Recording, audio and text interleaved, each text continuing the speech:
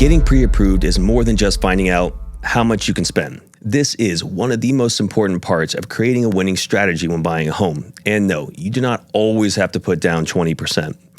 You might already have a bank you trust or lender in mind, and that's great. We always recommend to at least reach out to your primary bank and a trusted local lender before making the final decision. Remember, just like with realtors or any other industry, it's always good to do your research. We're happy to refer some lenders that we've worked with in the past, but ultimately the choice is up to you. Look for someone who is knowledgeable with local grant or bond programs that could help with some of the closing costs and possibly down payment. Even if this is your second or third time buying, you want a lender who is willing to explain every step of their process and every cost associated with the loan. Every state and even every county is set up a little different when it comes to fees, taxes, and whether the buyer or the seller traditionally pays certain costs. If you're selling a home first, Jana and I will create an estimated seller net sheet for you so we know about how much money you have to work with from the sale of your property. So, what is a lender looking for when getting you pre-approved?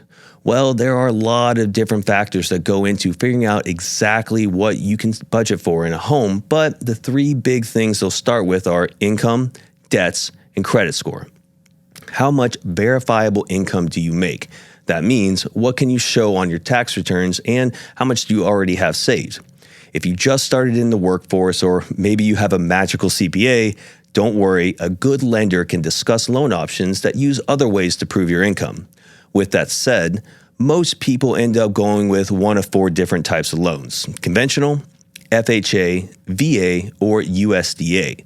Your lender can discuss the advantages and limitations with each of these and which might be best for you. Make sure to ask them about minimum down payment requirements for each. Some are as low as 3% or even 0 if you're military.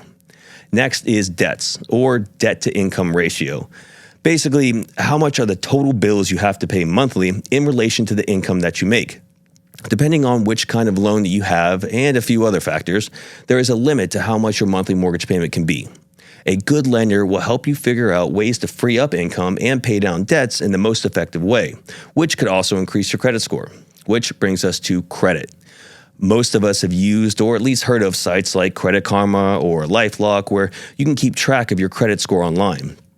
And most banks and credit card companies offer monthly credit score updates. And while this can be very helpful, this is not the entire picture when it comes to your home mortgage.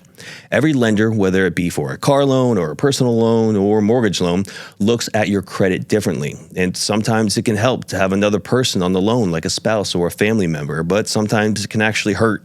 This is why it's truly best to talk with your lender upfront to see where you stand now with your credit and how that will affect your interest rate.